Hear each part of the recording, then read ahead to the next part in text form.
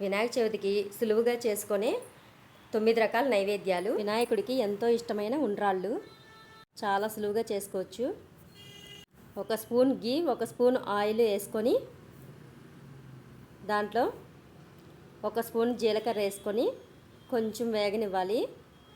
తర్వాత దీనిలో ఒక 2 కప్స్ వాటర్ వేసుకోవాలి. మీరు తీసుకునే బియ్యం రవ్వ క్వాంటిటీని బట్టి వాటర్ పోసుకోవాలి. అలాగే శనగపప్పు ఒక 2 స్పూన్స్ ముందుగానే ఒక పావు గంట సేపు నానబెట్టిన శనగపప్పుని వేసుకొని ఉడికించుకోవాలి. ముందుగా వీటిని చూడండి, ఇలా పొంగి వస్తున్నప్పుడు శనగపప్పు ఉడికిందో లేదో చూసుకోండి. కొంచెం ముక్కగా విరుగుతున్నట్టయితే ఉడికిపోయినట్లే. తర్వాత దీనిలో కొంచెం సాల్ట్ వేసుకొని ఒక్కసారి కలుపుకొని మనకు బియ్యం రవ్వ ఉంటుంది కదా, అదొక కప్పు వేసుకోండి. ఒక కప్పు బియ్యం రవ్వ వేసుకొని మీడియం ఫ్లేమ్లో పెట్టి ఒకసారి ఇలా కలుపుతూ ఉంటే దగ్గర పడిపోతుంది. చూసారా, దగ్గరగా అయిపోయింది. ఒక 5 మినిట్స్కి దీన్ని ఇంకొకసారి కలుపుకొని మూత పెట్టి దీన్ని చల్లార్చుకోవాలి. మూత పెట్టి చల్లార్చుకున్నట్టయితే మనకి మరీ గట్టిగా అయిపోకుండా పిండి సాఫ్ట్గా ఉంటుంది. ఉండ్రాళ్ళు బాగా మెత్తగా వస్తాయి, బాగుంటాయి. చూసారా, చాలా సులువుగా తయారు చేసుకోవచ్చు, చాలా హెల్దీ కూడా. మనకు వినాయక చవితికి మాత్రమే కాదు, అప్పుడప్పుడు కూడా ఈ ఉండ్రాలు తయారు చేసి స్నాక్స్గా పిల్లలకి పెట్టచ్చు. చూసారా, ఉండగట్టుతుంది. ఇలా ఉడికిన బియ్యం రవ్వని ఇట్లా చేసుకున్నట్టయితే ఈజీగా ఉండొస్తుంది. వీటిని మళ్ళీ స్ట్రీమ్ చేసుకోవాలి. ఇడ్లీ పాత్రలో పెట్టి మనం ఇడ్లీ ఎలా ఉడికించుకుంటామో ఆ విధంగా ఉడికించుకుంటే మన బియ్యం రవ్వ ఉండ్రాళ్ళు రెడీ. వీడియో నచ్చితే లైక్ చేయండి, షేర్ చేయండి, సబ్స్క్రైబ్ చేసుకోండి. Thank you for watching. Vinayaka చవితికి వినాయకుడికి ఎంతో ఇష్టమైన కుడుములు చాలా సులువుగా తయారు చేసుకోవచ్చు. మనకి టైం కూడా ఎక్కువగా ఉండదు కదా, ఆ టైంలో చాలా ఈజీగా చేసుకునే ప్రసాదం. ఒక కప్పు వాటర్ని కొంచెం ఉప్పేసి బాయిల్ చేసుకోవాలి. దీనిలో పెసరపప్పు కానీ లేదా శనగపప్పు కానీ ఒక 5 నిమిషాల ముందే నానబెట్టిన పప్పుని ఉడికించుకోవాలి. అలాగే కొంచెం జీడిపప్పులు, కొబ్బరి, బెల్లం, అరకప్పు బెల్లం సరిపోతుంది. ఒక కప్పు వాటర్ తీసుకోవాలి. చూడండి, బెల్లం, పప్పు, శనగపప్పు కానీ పెసరపప్పు కానీ, ఉప్పు, వీటన్నిటిని వేసి ఒకసారి ఉడికించుకోవాలి ఒక పొంగు వచ్చే వరకు.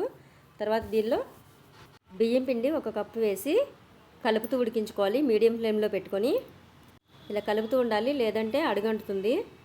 చూసారా, ఇలా మంచిగా కలుపుకొని దీన్ని మూత పెట్టి చల్లార్చుకోవాలి. మూత పెట్టకపోయినట్టయితే మనకి గట్టిగా అయిపోతుంది పిండి.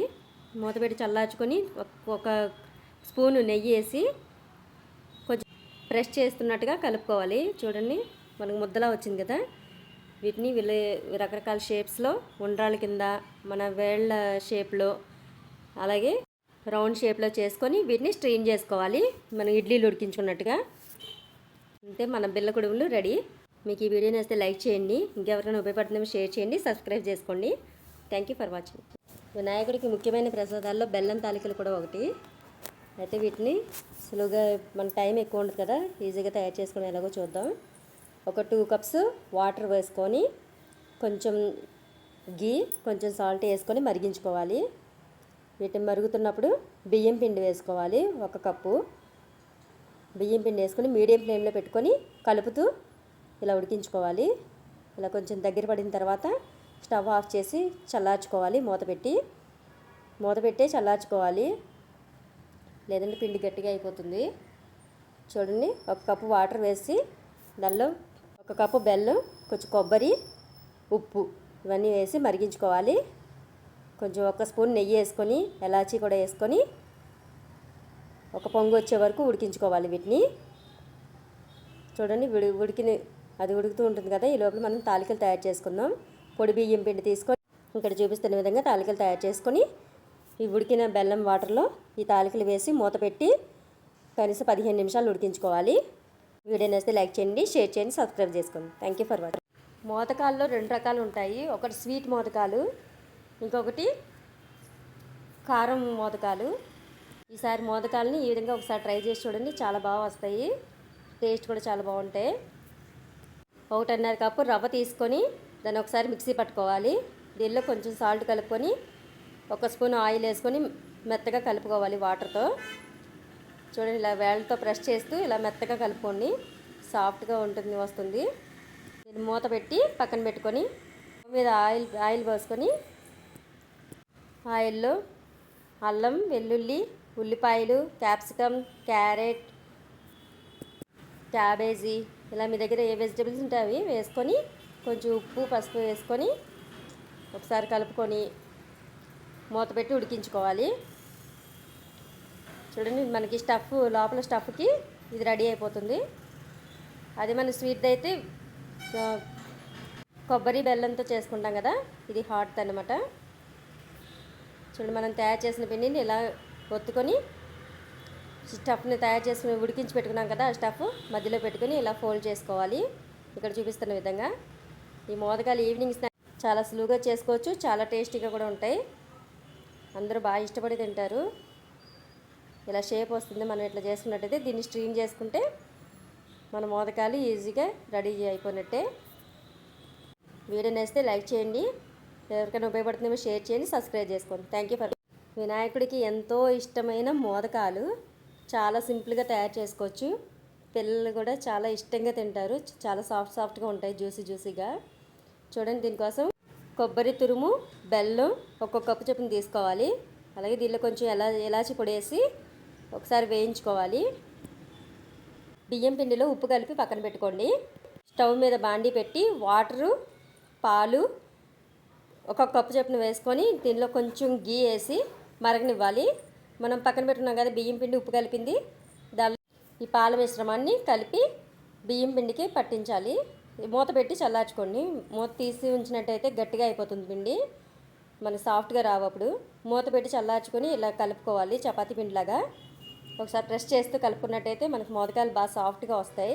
మీ దగ్గర మోదకాలు తయారు చేసేది ఉన్నట్టయితే ఇట్లా పెట్టుకొని స్టఫ్ మధ్యలో పెట్టుకొని దాన్ని కవర్ చేసుకుంటే మోదకాలు ఈజీగా చేసుకోవచ్చు. లేదంటే చేత్తోనైనా చేసుకోవచ్చు వీటిని. చూసారు, మన మోదకాలు మంచి పర్ఫెక్ట్ షేప్తో రెడీగా వచ్చేసి. లేదంటే రౌండ్ షేప్ చేసుకొని ఇట్లా ఘాట్లు పెట్టుకొని కూడా చేసుకోవచ్చు. చాలా సులువుగా తయారు చేసుకోవచ్చు కదా. వీడియో నచ్చితే లైక్ చేయండి, షేర్ చేయండి, సబ్స్క్రైబ్ చేసుకోండి. Thank you for watching. వినాయకుడికి అన్నంతో చేసిన ఒక నైవేద్యం అయితే తప్పనిసరిగా పెట్టాలి కాబట్టి పులిహార చేస్తున్నాము. చూడండి, పులిహారని కూడా చాలా సింపుల్గా ఇలా చేసుకోండి. దీనికోసం శనగపప్పు, మినపప్పు, మిరియాలు కొంచెం వేయించి, కొంచెం జీలకర్ర కూడా వేసి వేయించి పక్కన పెట్టుకోవాలి, పొడి చేసి పెట్టుకోవాలి. తర్వాత ఆయిల్లో కొంచెం వేరుశనగగుళ్ళు వేయించి పక్కన పెట్టుకోవాలి. మినపప్పు, శనగపప్పు, పచ్చిమిర్చి, ఎండుమిర్చి, కొంచెం జీడిపప్పులు, ఇంగువ, పసుపు ఇవన్నీ వేసి వేయించుకొని తీసి పక్కన పెట్టుకొని ఇదే బాండిలో కొంచెం చింతపండు రసం, పచ్చిమిర్చి, ఉప్పు, బెల్లం ఇవన్నీ వేసుకొని ఉడకబెట్టుకోవాలి గుజ్జులా అయ్యే వరకును. దీన్ని మనం ముందుగానే కలిపి ఉడికించి పెట్టుకున్న అన్నంలో కలుపుకోవాలి. టేస్టీ చింతపండు పులిహార రెడీ. టెంపుల్ స్టైల్లో ఉంటుంది, చాలా టేస్టీగా ఉంటుంది. తప్పకుండా ట్రై చేయండి. వీడియో నచ్చితే లైక్ చేయండి. Thank you for watching. వినాయకుడికి ఇష్టమైన నైవేద్యం దద్దోజనం. చూడండి, దద్దోజనాన్ని చాలా సింపుల్గా చేసుకోవచ్చు. ముందుగానే ఉడికించుకున్న అన్నంలో ఒక కప్పు పాలు, ఒక కప్పు పెరుగు వేసి కలుపుకోవాలి. చూడండి, ఒకసారి పాలు పోసాక ఒకసారి కలుపుకొని ఇలా గడ్డ పెరుగు కనుక వేసుకున్నట్టయితే మనకి చాలా టేస్టీగా ఉంటుంది. కొంచెం ఉప్పు కలుపుకొని దీన్ని పక్కన పెట్టుకొని తాలింపు వేసుకోవాలి. తాలింపు కోసం ఆవాలు, జీలకర్ర, కొంచెం శనగపప్పు, మినపప్పు, కొంచెం మిరియాలు, అల్లం ముక్కలు, పచ్చిమిర్చి ముక్కలు, కరివేపాకు ఇవన్నీ వేసి తాలింపు రెడీ చేసుకోవాలి. కొంచెం ఎండుమిర్చి కూడా వేసుకుంటే ఆ కారం టేస్ట్ బాగుంటుంది. చూసారా, చాలా ఈజీగా సింపుల్గా అయిపోయే దద్దోజనం. వినాయకుడికి అన్నంతో చేసిన ఈ రెండు ప్రసాదాలు పులిహార, దద్దోజనం పెట్టండి. అలాగే నెక్స్ట్ నైవేద్యం వచ్చి సేన్యా. ఇది అందరికీ తెలిసిందే, చాలా సింపుల్గా చేసుకునే ప్రాసెస్లో బెల్లం విరగకుండా చేసుకునేలా చూద్దాం. నేతిలో జీడిపప్పు, కిస్మిస్ వేయించి తీసి పక్కన పెట్టుకోండి. వర్మసెల్లి ఉంటుంది కదా సేన్యా, వాటిని కూడా నేతిలో కొంచెం వేయించి పక్కన పెట్టుకోండి. ఒక కప్పు బెల్లం, ఒక కప్పు వాటర్లో వేసి మరిగించి పక్కన పెట్టండి, చల్లారాలి. పాలు, వాటర్ వేసి ఒకసారి మరిగించుకొని మనం ముందుగానే నానబెట్టుకున్న సగ్గుబియ్యం వేసి ఉడికించుకోవాలి. అవి కొంచెం ఉడికిని అనిపించుకున్నప్పుడు మనం వేయించి పక్కన పెట్టుకున్న వరమసల్లి కూడా వేసి కొంచెం ఉడకనివ్వాలి. తర్వాత దీనిలో యాలకుల పొడి వేసి కలుపుకొని మనము ముందుగానే చల్లార్చుకున్నాం కదా, బెల్లం వాటర్ వేస్తే మన సేమియా రెడీ. ఈజీగా చేసుకునే ప్రసాదం. బయట క్రిస్పీగా లోపల సాఫ్ట్గా ఉండే పూర్ణం బూరెలు చాలా ఈజీగా తయారు చేసుకోవచ్చు. చూడండి, ఒక కప్పు శనగపప్పు, 1.5 కప్పు వాటర్ వేసుకొని కుక్కర్లో ఒక 2 విజిల్స్ వచ్చే వరకు ఉడికించుకోవాలి.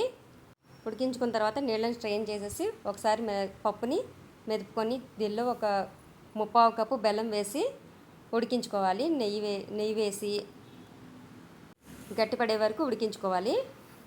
చివరిగా యాలకుల పొడి వేసి కలిపి చల్లార్చుకొని ఇలా ఉండల కింద తయారు చేసుకుని పక్కన పెట్టుకోండి. ఇప్పుడు మినపప్పు 1 కప్పు, రైస్ ఒక 2 కప్స్ తీసుకొని నానబెట్టుకొని 4 అవర్స్ నానబెట్టుకుంటే సరిపోతుంది. దీన్ని గ్రైండర్ చేసుకోవాలి. మెత్తని పేస్ట్ లాగా గ్రైండర్ చేసుకోవాలి. దీనిలో ఉప్పు కలుపుకొని కొంచెం వాటర్ పోసి ఉప్పు కలుపుకొని ఒకసారి బాగా కలుపుకొని చూడండి, పిండి మనకు పై తేలుతున్నట్టుగా వచ్చిందిగా, ఈ విధంగా ప్రిపేర్ చేసుకోవాలి. మనం ముందుగానే ప్రిపేర్ చేసి పెట్టిన పూర్ణం బూరెల్ని పిండిలో డిప్ చేసి ఆయిల్లో ఫ్రై చేసుకోవడమే. మీకు ఎలా వచ్చిందో కామెంట్ చేయండి. వీడియో నచ్చితే లైక్ చేయండి, షేర్ చేయండి, సబ్స్క్రైబ్ చేసుకోండి. Thank you for watching.